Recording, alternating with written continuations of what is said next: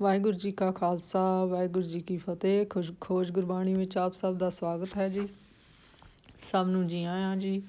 ਆਓ ਅਸੀਂ ਸਾਰੇ ਮਿਲ ਕੇ ਪਹਿਲਾਂ ਸ਼ਬਦ ਦਾ ਉਚਾਰਨ ਤੇ ਉਸ ਤੋਂ ਉਪਰੰਤ ਉਸ ਦੇ ਅਰਥ ਕਰਾਂਗੇ। ਸਿਰ ਰਾਗ ਮਹੱਲਾ ਪਹਿਲਾ। ਪਹਿਲੇ ਪਹਿਰੇ ਰਹਿਣ ਕੇ ਵਣਜਾਰਿਆ ਮਿੱਤਰਾ, ਬਾਲਗ ਬੁੱਧ ਅਚੇਤ। ਖੀਰ ਪੀਏ ਖਹਿਲਾਈਏ ਵਣਜਾਰਿਆ ਮਿੱਤਰਾ, ਮਾਤ ਪਿਤਾ ਸੁਤ ਹੇਤ। ਮਾਤ ਪਿਤਾ ਤੁ ਸੁਤ ਨੇਕ ਅਨੇਰਾ, ਮਾਇਆ ਮੋਹ ਸਥਾਈ। ਸੰਜੋਗੀ ਆਇਆ ਕਿਰਤ ਕਮਾਇਆ, ਕਰਨੀ ਕਾਰ ਕਰਾਈ। ਰਾਮ ਨਾਮ ਬਿਨ ਮੁਕਤ ਨ ਹੋਈ, ਬੂਢੀ ਦੂਜੇ ਹੇਤ। ਕਉ ਨਾਨਕ ਪ੍ਰਾਣੀ ਪਹਿਲੇ ਪਹਿਰੇ, ਛੁਟੇਗਾ ਹਰ ਚੇਤ। ਦੂਜੇ ਪਹਿਰੇ ਰਹਿਣ ਕੇ ਵਣਜਾਰਿਆ ਮਿੱਤਰਾ, ਪਰ ਜੋਬਨ ਮੈਂ ਮਤ। ਐਨਸ ਕਾਮ ਵਿਆਪਿਆ ਵਣਜਾਰਿਆ ਮਿੱਤਰਾ, ਅੰਧਲੇ ਨਾਮ ਨ ਚਿਤ। ਰਾਮ ਨਾਮ ਕਢ ਅੰਤਰ ਨਾਹੀ, ਹੋਰ ਜਾਣੇ ਰਸ ਕਸ ਮੀਠੇ। ਗਿਆਨ ਧਿਆਨ ਗੁਣ ਸੰਜਮ ਨਾਹੀ, ਜਨਮ ਮਰੋਗੇ ਝੂਠੇ। ਤੀਰਥ ਵਰਤ ਸਚ ਸੰਜਮ ਨਾਹੀ, ਕਰਮ ਧਰਮ ਨਹੀਂ ਦੁ ਪੂਜਾ। ਨਾਨਕ ਪਾਏ ਭਗਤ ਨਿਸਤਾਰਾ, ਦੁਬਦਾ ਵਿਆਪੇ ਦੂਜਾ।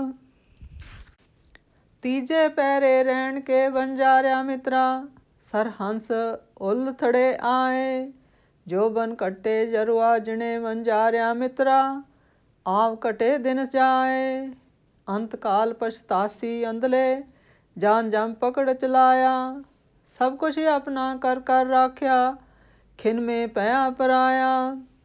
ਬੁੱਧ ਵਿਸਰਜੀ ਗਈ ਸਿਆਣਪ, ਕਰ ਅਵਗਣ ਪਛਤਾਏ। ਕਉ ਨਾਨਕ ਪ੍ਰਾਣੀ ਤੀਜੇ ਪਹਿਰੇ, ਪ੍ਰਭੂ ਚੇਤੇ ਲਿਵ ਲਾਏ। ਚੌਥੇ ਪਹਿਰੇ ਰਹਿਣ ਕੇ ਵਣਜਾਰਿਆ ਮਿੱਤਰਾ, ਬਿਰਧ ਪਿਆ ਤਨ ਖੀਣ। ਅੱਖੀ ਅੰਧ ਨ ਦਿਸੈ ਵਣਜਾਰਿਆ ਮਿੱਤਰਾ, ਕੰਨੀ ਸੁਣੇ ਨ ਵੈਣ। ਅੱਖੀ ਅੰਧ ਜੀਵ ਰਸ ਨਾਹੀ, ਰਹੇ ਪੁਕਾਰਿਓ ਤਾਣਾ।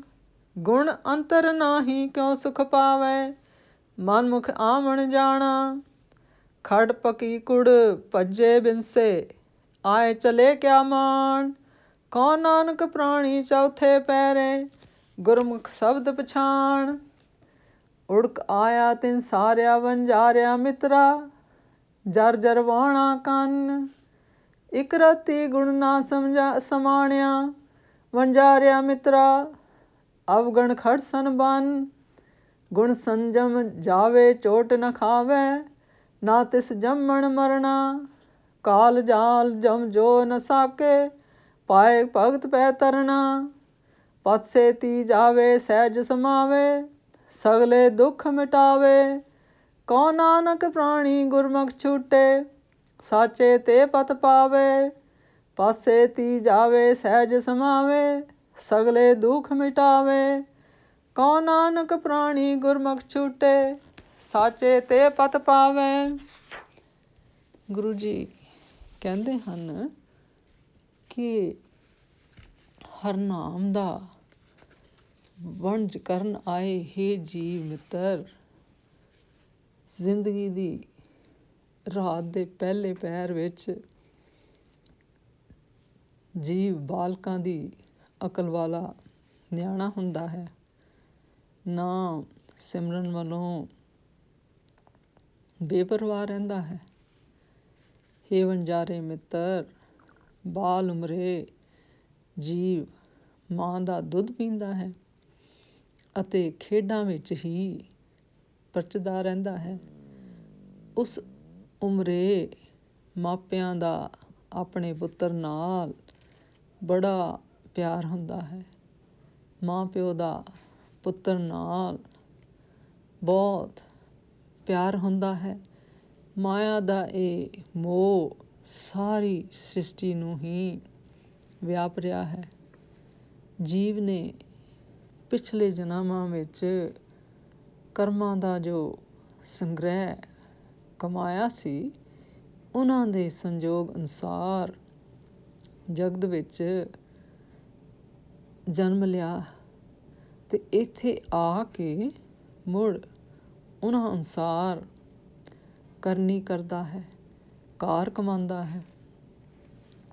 ਫਿਰ ਗੁਰੂ ਜੀ ਕਹਿੰਦੇ ਹਨ ਕਿ ਦੁਨੀਆ ਮਾਇਆ ਦੇ ਮੋਹ ਵਿੱਚ ਡੁੱਬ ਰਹੀ ਹੈ। ਪਰਮਾਤਮਾ ਦਾ ਨਾਮ ਸਿਮਰਨ ਤੋਂ ਬਿਨਾਂ ਇਸ ਮੋਹ ਵਿੱਚੋਂ ਖਲਾਸੀ ਨਹੀਂ ਹੋ ਸਕਦੀ। ਹੇ ਜੀਵ, ਜ਼ਿੰਦਗੀ ਦੀ ਰਾਤ ਦੇ ਪਹਿਲੇ ਪਹਿਰ ਵਿੱਚ ਤੂੰ ਬੇਪਰਵਾਹ ਹੈ। ਪਰਮਾਤਮਾ ਦਾ ਸਿਮਰਨ ਕਰ। ਸਿਮਰਨ ਦੀ ਸਹਾਇਤਾ ਨਾਲ ਹੀ ਤੂੰ ਮਾਇਆ ਦੇ ਮੋਹ ਤੋਂ ਬਚ ਸਕੇਗਾ। ਹਰ ਨਾਮ ਦਾ ਵਣਜ ਕਰਨ ਆਏ। ਹੇ ਜੀਵ ਮਿੱਤਰ, ਜ਼ਿੰਦਗੀ ਦੀ ਰਾਤ ਦੇ ਦੂਜੇ ਪਹਿਰ ਵਿੱਚ ਭਰ ਜਵਾਨੀ ਦੇ ਕਾਰਨ ਜੀਵ ਦੀ ਮੱਤ ਅਕਲ ਇਉਂ ਹੋ ਜਾਂਦੀ ਹੈ ਜਿਵੇਂ ਸ਼ਰਾਬ ਵਿੱਚ ਸ਼ਰਾਬੀ ਧੁੱਤ ਹੋਵੇ।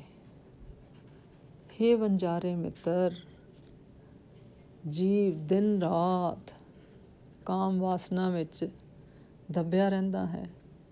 ਕਾਮ ਵਿੱਚ ਅੰਨੇ ਹੋਏ ਨੂੰ ਪਰਮਾਤਮਾ ਦਾ ਨਾਮ ਚਿੱਤ ਵਿੱਚ ਟਿਕਾਣ ਦੀ ਸੁਰਤ ਨਹੀਂ ਹੁੰਦੀ। ਪਰਮਾਤਮਾ ਦਾ ਨਾਮ ਤਾਂ ਜੀਵ ਦੇ ਹਿਰਦੇ ਵਿੱਚ ਨਹੀਂ ਵਸਦਾ। ਨਾਮ ਤੋਂ ਬਿਨਾਂ ਹੋਰ ਮਿੱਠੇ ਕਸੈਲੇ ਅਨੇਕਾਂ ਰਸਾਂ ਦੇ ਸਵਾਦ ਪਛਾਣਦਾ ਹੈ। ਹੇ ਝੂਠੇ ਮੂੰਹ ਵਿੱਚ ਫਸੇ ਜੀਵ, ਤੂੰ ਪਰਮਾਤਮਾ ਨਾਲ ਜਾਣ ਪਛਾਣ ਨਹੀਂ ਪਾਈ। ਪ੍ਰਭੂ ਚਰਨਾਂ ਵਿੱਚ ਤੇਰੀ ਸੁਰਤ ਨਹੀਂ ਲੱਗੀ। ਪਰਮਾਤਮਾ ਦੇ ਗੁਣ ਯਾਦ ਨਹੀਂ ਕੀਤੇ। ਇੰਦਰੀਆਂ ਨੂੰ ਵਿਕਾਰਾਂ ਵੱਲੋਂ ਰੋਕਣ ਦਾ ਤੂੰ ਉੱਦਮ ਨਹੀਂ ਕੀਤਾ। ਇਸ ਦਾ ਨਤੀਜਾ ਇਹ ਹੋਵੇਗਾ ਕਿ ਤੂੰ ਜਨਮ ਮਰਨ ਦੇ ਗੇੜ ਵਿੱਚ ਪਿਆ ਰਹੇਗਾ।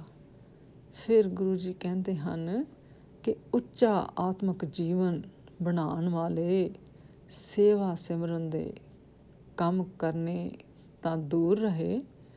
ਕਾਮ ਵਿੱਚ ਮੱਤਾ ਹੋਇਆ ਜੀਵ ਤੀਰਥ ਵਰਤ, ਸੁਚ, ਸੰਜਮ, ਪੂਜਾ ਆਦਿਕ ਕਰਮ ਕਾਂਡ ਦੇ ਧਰਮ ਵੀ ਨਹੀਂ ਕਰਦਾ। ਹੇ ਨਾਨਕ, ਪਰਮਾਤਮਾ ਦੇ ਪ੍ਰੇਮ ਦੀ ਰਾਹੀਂ ਹੀ, ਪ੍ਰਭੂ ਦੀ ਭਗਤੀ ਦੀ ਰਾਹੀਂ ਹੀ ਇਸ ਕਾਮ ਵਾਸ਼ਨਾ ਤੋਂ ਬਚਾਅ ਹੋ ਸਕਦਾ ਹੈ। ਭਗਤੀ ਸਿਮਰਨ ਵੱਲੋਂ ਦੁਚਿੱਤਾਪਨ ਰੱਖਿਆਂ ਕਾਮਦਿਕ ਦੀ ਸ਼ਕਲ ਵਿੱਚ ਮਾਇਆ ਦਾ ਮੋਹ ਹੀ ਜ਼ੋਰ ਪਾਉਂਦਾ ਹੈ। ਹਰ ਨਾਮ ਦਾ ਵਣਜ ਕਰਨ ਆਏ। ਹੇ ਜੀਵ ਮਿੱਤਰ, ਜ਼ਿੰਦਗੀ ਦੀ ਰਾਤ ਦੇ ਤੀਜੇ ਪਹਿਰ ਸਿਰ ਉੱਤੇ ਹੰਸ ਆ ਉਤਰਦੇ ਹਨ, ਸਿਰ ਉੱਤੇ ਧੌਲੇ ਆ ਜਾਂਦੇ ਹਨ। ਹੇ ਵਣਜਾਰੇ ਮਿੱਤਰ, ਜਿਉਂ-ਜਿਉਂ ਜਵਾਨੀ ਘਟਦੀ ਹੈ, ਵਡੇਪਾ ਸਰੀਰਕ ਤਾਕਤ ਨੂੰ ਜਿੱਤਦਾ ਜਾਂਦਾ ਹੈ। ਉਮਰ ਦਾ ਇੱਕ ਦਿਨ ਲੰਘਦਾ ਹੈ ਅਤੇ ਉਮਰ ਘਟਦੀ ਜਾਂਦੀ ਹੈ। ਹੇ ਮਾਇਆ ਦੇ ਮੋਹ ਵਿੱਚ ਅੰਨੇ ਹੋਏ ਜੀਵ, ਜਦੋਂ ਤੈਨੂੰ ਜਮ ਨੇ ਫੜ ਕੇ ਤੈਨੂੰ ਅੱਗੇ ਲਗਾ ਲਿਆ, ਤਦੋਂ ਅਖੀਰਲੇ ਵੇਲੇ ਤੂੰ ਪਛਤਾਏਂਗਾ। ਪਰ ਤੂੰ ਹਰ ਇੱਕ ਚੀਜ਼ ਆਪਣੀ ਬਣਾ ਕੇ ਸਾਂਭਦਾ ਗਿਆ। ਉਹ ਸਭ ਕੁਝ ਇੱਕ ਦਿਨ, ਇੱਕ ਖਿਣ, ਇੱਕ ਪਲ ਵਿੱਚ ਪਰਾਇਆ ਮਾਲ ਹੋ ਜਾਏਗਾ। ਫਿਰ ਗੁਰੂ ਜੀ ਕਹਿੰਦੇ ਹਨ ਕਿ ਮਾਇਆ ਦੇ ਮੋਹ ਵਿੱਚ ਫਸ ਕੇ ਜੀਵ ਦੀ ਅਕਲ ਮਾਰੀ ਜਾਂਦੀ ਹੈ, ਸਿਆਣਪ ਗੁੰਮ ਹੋ ਜਾਂਦੀ ਹੈ। ਮੰਦੇ ਕੰਮ ਕਰ ਕੇ ਆਖਰ ਅੰਤ ਵੇਲੇ ਪਛਤਾਉਂਦਾ ਹੈ। ਨਾਨਕ ਆਖਦਾ ਹੈ, ਹੇ ਜੀਵ, ਜ਼ਿੰਦਗੀ ਦੀ ਰਾਤ ਦੇ ਤੀਜੇ ਪਹਿਰ ਸਿਰ ਉੱਤੇ ਧੌਲੇ ਆ ਗਏ ਹਨ। ਤਾਂ ਪ੍ਰਭੂ ਚਰਨਾਂ ਵਿੱਚ ਸੁਰਤ ਜੋੜ ਕੇ ਸਿਮਰਨ ਕਰ। ਹਰ ਨਾਮ ਦਾ ਵੰਜ ਕਰਨ ਆਏ ਹੇ ਜੀ ਮਿੱਤਰ। ਜ਼ਿੰਦਗੀ ਦੀ ਰਾਤ ਦੇ ਚੌਥੇ ਪਹਿਰ ਜੀਵ ਬੁੱਢਾ ਹੋ ਜਾਂਦਾ ਹੈ, ਉਸ ਦਾ ਸਰੀਰ ਕਮਜ਼ੋਰ ਹੋ ਜਾਂਦਾ ਹੈ। ਹੇ ਵਣਜਾਰੇ ਮਿੱਤਰ, ਅੱਖਾਂ ਅੱਗੇ ਹਨੇਰਾ ਆ ਜਾਂਦਾ ਹੈ, ਅੱਖੀਂ ਠੀਕ ਨਹੀਂ ਦਿਸਦਾ, ਕੰਨਾਂ ਨਾਲ ਬੋਲ ਚੰਗੀ ਤਰ੍ਹਾਂ ਨਹੀਂ ਸੁਣ ਸਕਦਾ, ਅੱਖਾਂ ਤੋਂ ਅੰਨਾ ਹੋ ਜਾਂਦਾ ਹੈ, ਜੀਭ ਵਿੱਚ ਸਵਾਦ ਦੀ ਤਾਕਤ ਨਹੀਂ ਰਹਿੰਦੀ, ਉੱਦਮ ਤੇ ਤਾਕਤ ਰਹਿ ਜਾਂਦੇ ਹਨ। ਆਪਣੇ ਹਿਰਦੇ ਵਿੱਚ ਕਦੇ ਪਰਮਾਤਮਾ ਦੇ ਗੁਣ ਨਹੀਂ ਵਸਾਏ, ਹੁਣ ਸੁੱਖ ਕਿੱਥੋਂ ਮਿਲਣ। ਮਨ ਦੇ ਮੁਰੀਦ ਨੂੰ ਜਨਮ ਮਰਨ ਦਾ ਗੇੜ ਪੈ ਜਾਂਦਾ ਹੈ। ਫਿਰ ਗੁਰੂ ਜੀ ਕਹਿੰਦੇ ਹਨ ਕਿ ਜਿਵੇਂ ਪੱਕੀ ਹੋਈ ਫਸਲ ਦਾ ਨਾੜ ਕੁੜਕ ਕੇ ਟੁੱਟ ਜਾਂਦਾ ਹੈ, ਤਿਵੇਂ ਬੁਢੇਪਾ ਆਉਣ 'ਤੇ ਸਰੀਰ ਨਾਸ ਹੋ ਜਾਂਦਾ ਹੈ। ਜੀਵ ਜਗਤ 'ਤੇ ਆ ਕੇ ਆਖਰ ਇੱਥੋਂ ਤੁਰ ਪੈਂਦਾ ਹੈ। ਇਸ ਸਰੀਰ ਦਾ ਮਾਣ ਕਰਨਾ ਵਿਅਰਥ ਹੈ। ਫਿਰ ਗੁਰੂ ਜੀ ਕਹਿੰਦੇ ਹਨ ਕਿ ਹੇ ਪ੍ਰਾਣੀ, ਜ਼ਿੰਦਗੀ ਦੇ ਰਾਤ ਦੇ ਚੌਥੇ ਪਹਿਰ ਤੂੰ ਬੁੱਢਾ ਹੋ ਗਿਆ ਹੈ, ਹੁਣ ਗੁਰੂ ਦੇ ਸ਼ਬਦ ਨੂੰ ਪਛਾਣ, ਗੁਰੂ ਸ਼ਬਦ ਨਾਲ ਡੂੰਘੀ ਸਾਂਝ ਪਾ। ਹਰ ਨਾਮ ਦਾ ਵੰਜ ਕਰਨ ਆਏ ਹੇ ਜੀ ਮਿੱਤਰ। ਜੀਵ ਨੂੰ ਉਮਰ ਦੇ ਜਿਤਨੇ ਸਵਾਸ ਮਿਲੇ ਸਨ, ਆਖਰ ਉਹਨਾਂ ਸਵਾਸਾਂ ਦਾ ਆਖੀਰ ਆ ਗਿਆ ਹੈ। ਬੱਲੀ ਬੁਢੇਪਾ ਮੋਢੇ ਉੱਤੇ ਨੱਚਣ ਲੱਗ ਪਿਆ ਹੈ। ਹੇ ਵਣਜਾਰੇ ਮਿੱਤਰ, ਜਿਸ ਦੇ ਹਿਰਦੇ ਵਿੱਚ ਰਤਾ ਵੀ ਗੁਣ ਨਾ ਟਿਕੇ, ਉਸਨੂੰ ਉਸਦੇ ਆਪਣੇ ਹੀ ਕੀਤੇ ਹੋਏ ਔਗਣ ਬੰਨ੍ਹ ਕੇ ਲੈ ਕੇ ਤੁਰਦੇ ਹਨ। ਜਿਹੜਾ ਜੀਵ ਇੱਥੋਂ ਆਤਮਕ ਗੁਣਾਂ ਦੇ ਸੰਜਮ ਦੀ ਸਹਾਇਤਾ ਨਾਲ ਜਾਂਦਾ ਹੈ, ਉਹ ਯਮਰਾਜ ਦੀ ਚੋਟ ਨਹੀਂ ਸਹਾਰਦਾ, ਉਸਨੂੰ ਜਨਮ ਮਰਨ ਦਾ ਗੇੜ ਨਹੀਂ ਵਿਆਪਦਾ। ਜਮ ਦਾ ਜਾਲ, ਮੌਤ ਦਾ ਡਰ ਉਸ ਵੱਲ ਤੱਕ ਵੀ ਨਹੀਂ ਸਕਦਾ। ਪਰਮਾਤਮਾ ਦੇ ਪ੍ਰੇਮ ਦੀ ਬਰਕਤ ਨਾਲ, ਪਰਮਾਤਮਾ ਦੀ ਭਗਤੀ ਨਾਲ ਉਹ ਸੰਸਾਰ ਸਮੁੰਦਰ ਦੇ ਸਾਰੇ ਡਰਾਂ ਤੋਂ ਪਾਰ ਲੰਘ ਜਾਂਦਾ ਹੈ। ਫਿਰ ਗੁਰੂ ਜੀ ਕਹਿੰਦੇ ਹਨ ਕਿ ਉਹ ਇੱਥੋਂ ਇੱਜ਼ਤ ਨਾਲ ਜਾਂਦਾ ਹੈ, ਸਦਾ ਅਡੋਲ ਅਵਸਥਾ ਵਿੱਚ ਟਿਕਿਆ ਰਹਿੰਦਾ ਹੈ। ਉਹ ਆਪਣੇ ਸਾਰੇ ਦੁੱਖ ਕਲੇਸ਼ ਦੂਰ ਕਰ ਲੈਂਦਾ ਹੈ।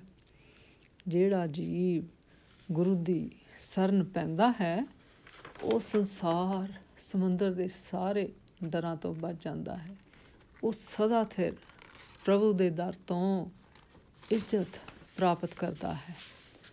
ਗੁਰੂ ਜੀ ਕਹਿੰਦੇ ਹਨ ਕਿ ਹੇ ਮਨੁੱਖ, ਪੂਰਬਲੇ ਜਨਮਾਂ ਦੇ ਕੀਤੇ ਹੋਏ ਕਰਮਾਂ ਦੇ ਆਧਾਰ 'ਤੇ ਤੇਰਾ ਮਨੁੱਖੀ ਜਨਮ ਹੋਇਆ ਹੈ ਅਤੇ ਕਰਮਾਂ ਅਨੁਸਾਰ ਹੀ ਉਹ ਜੀਵਨ ਦੇ ਦੁੱਖ ਸੁੱਖ ਭੋਗਦਾ ਹੈ। ਬਚਪਨ, ਜਵਾਨੀ, ਉਧੇੜ ਉਮਰ ਅਤੇ ਬੁਢਾਪਾ ਸੰਸਾਰਿਕਤਾ ਵਿੱਚ ਮਗਨ ਰਹਿ ਕੇ ਗੁਜ਼ਾਰ ਦਿੰਦਾ ਹੈ। ਹਰ ਨਾਮ ਸਿਮਰਨ ਵੱਲੋਂ ਰੋਚਿਤ ਨਹੀਂ ਹੁੰਦਾ, ਫਲ ਸਰੂਪ ਮਰਿਆਦਾਹੀਨ ਸਥਿਤੀ ਵਿੱਚ ਸੰਸਾਰ ਤੋਂ ਚਲਾ ਜਾਂਦਾ ਹੈ। ਪਰ ਜੋ ਗੁਰਮੁਖ ਗੁਰ ਸ਼ਬਦ ਦੀ ਪ੍ਰੇਮ ਭਗਤੀ ਕਰਦੇ ਹਨ, ਹਰਨਾਮ ਵਿੱਚ ਲੀਨ ਰਹਿੰਦਿਆਂ ਗੁਰੂ ਦੀ ਸਿੱਖ ਵਾਲਾ ਜੀਵਨ ਬਤੀਤ ਕਰਦੇ ਹਨ, ਉਹ ਪ੍ਰਤਿਸ਼ਠਾ ਸਹਿਤ ਪ੍ਰਭੂ ਦੀ ਦਰਗਾਹ ਵਿੱਚ ਜਾਂਦੇ ਹਨ। ਅੱਜ ਦਾ ਵਿਚਾਰ ਕਰਦਿਆਂ ਮੇਰੇ ਕੋਲੋਂ ਅਨੇਕਾਂ ਭੁੱਲਾਂ ਹੋਈਆਂ ਹੋਣਗੀਆਂ, ਉਸ ਵਾਸਤੇ ਮੈਂ ਖਿਮਾ ਦੀ ਜਾਚਕ ਹਾਂ ਜੀ। ਵਾਹਿਗੁਰੂ ਜੀ ਕਾ ਖਾਲਸਾ, ਵਾਹਿਗੁਰੂ ਜੀ ਕੀ ਫਤਿਹ।